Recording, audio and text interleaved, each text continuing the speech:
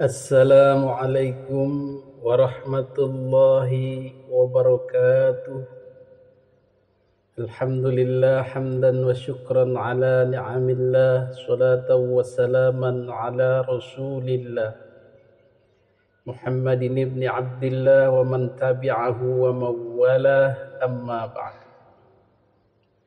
Hadirin para netizen yang dimuliakan Allah subhanahu wa ta'ala, pada kesempatan video kali ini saya mendapatkan sebuah video yang menyentuh, yang membuka pemikiran, yang membuka pikiran, yang menyadarkan. Tentang apa itu? Tentang bagaimana menilai Bang Haji Rhoma Irama. Tentang bagaimana menilai value atau nilai seseorang. Kemudian selanjutnya adalah bagaimana menghargai orang. Kita juga bisa paham bagaimana ego itu menghapuskan value tadi, bagaimana ego menghapuskan jasa-jasa orang tadi. Ego yang mana yang dimaksud? Yang kita maksud dari ego ini adalah orang yang dalam tanda kutip tega memaki, tega mengeluarkan kata-kata tidak pantas, tega memojok-mojokkan, bahkan tega membuli Bang Haji Rhoma Irama. Siapa dia? Sebagaimana sudah kita ketahui bersama, itulah orang-orang yang berasal dari klan Ba'alwi. Habib yang merasa terusik, yang merasa aibnya terbongkar, yang merasa ketahuan oleh masyarakat keburukan-keburukannya karena akibat diungkap, disingkap oleh Bang Haji Rhoma Irama. Jadi tabir kepalsuannya ini terungkap. Hadirin yang dimuliakan Allah subhanahu wa ta'ala, maka inilah yang menimbulkan kemarahan Habib-Habib tersebut.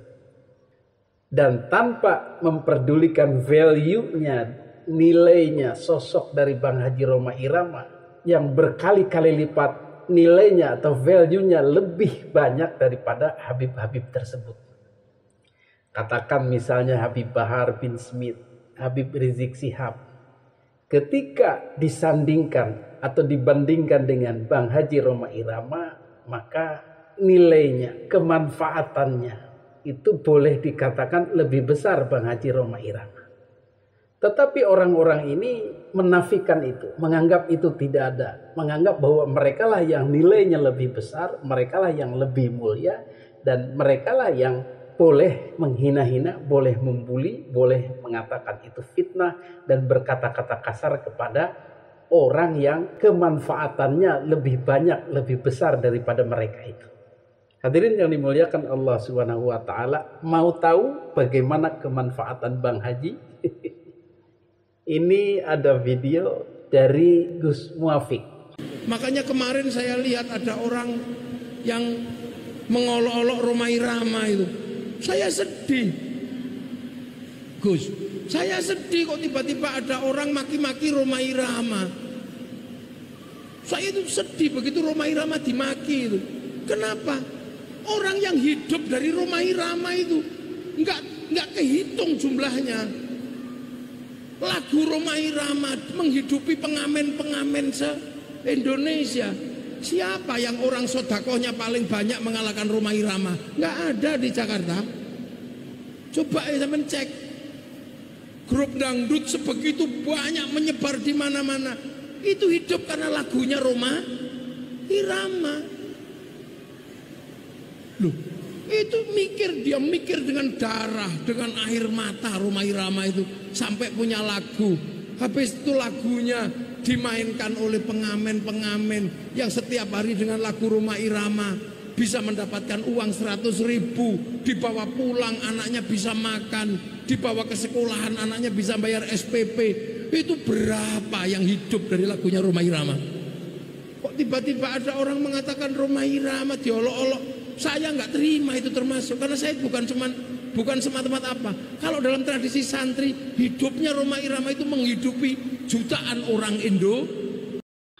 Jadi Gus Muafik ini berpikir sederhana, berpikir realita tradisional, berpikir ndeso, tetapi benar. Jadi beliau merasa bersedih ketika Bang Haji Rhoma Irama dibully, dihina, dicaci maki, diolok-olok, dikata-katain kasar oleh Bahar bin Smith dan Habib-habib lain, hanya karena Rhoma Irama mengemukakan sebuah kenyataan pahit tentang mereka.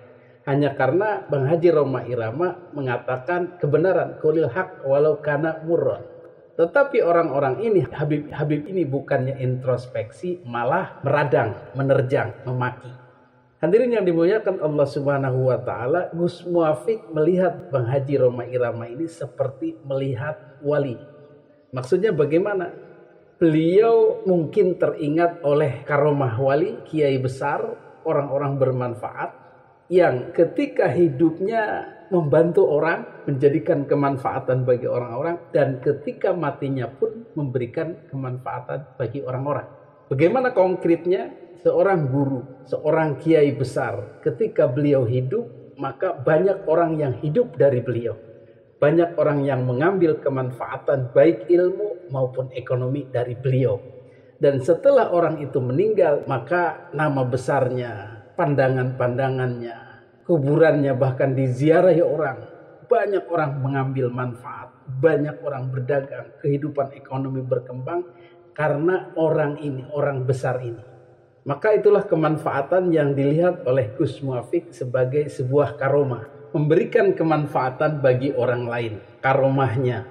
Dan ini juga beliau melihat pada diri Bang Haji Rhoma Irama, orang yang hidup sekian lama di Indonesia, sudah sepuh 70 tahun lebih, dan dalam rentang waktu hidupnya itu berapa banyak manfaat, terutama ekonomi, yang sudah dirasakan oleh rakyat Indonesia, oleh warga Indonesia. Bagaimana orang-orang pengamen-pengamen memanfaatkan karya-karya Bang Haji Rhoma Irama untuk mengangkat ekonominya, mendapatkan rupiah dari setiap lagu yang dinyanyikan karya Bang Haji Rhoma Irama tanpa Bang Haji Rhoma Irama meminta.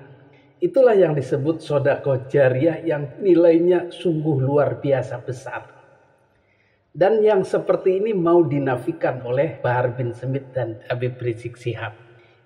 Ini tentu tidak bijaksana, karena kemanfaatan orang itu membawa nilainya menjadi tinggi, kebaikannya menjadikan nilainya lebih tinggi. Dan seperti ini jarang bisa dilihat oleh orang yang punya hati yang tidak bersih, tidak lembut, yang tidak memahami hakikat orang itu, hakikat kebaikan orang itu. Yang dilihat hanya zahiriyahnya saja. Yang dilihat ketika tidak sesuai dengan nafsunya, tidak membela dirinya, maka akan menafikan kebaikan-kebaikan tadi itu. Gus Muafik tidak. Gus Muafik tetap melihat dalam tanda kutip karomahnya Haji Rhoma Irama ini. Sehingga dengan pemaparan Gus Muafik ini kita menjadi tersadar, oh iya ternyata nilai beliau begitu besar. Dalam tanda kutip karomahnya begitu besar. Berapa banyak orang yang tertolong oleh beliau, berapa banyak beliau menghidupi dalam tanda kutip orang-orang Indonesia. Itulah sebuah filosofi kecil tapi sangat bermanfaat dan sangat mencerahkan bagi kita semua. Mudah-mudahan kita semua bisa berpikir seperti Gus Muafik ini dan lebih bijaksana lagi, lebih bersopan santun kepada sesepuh kita. Hadanallahu wa iyyakum ajmain. Wassalamualaikum warahmatullahi wabarakatuh.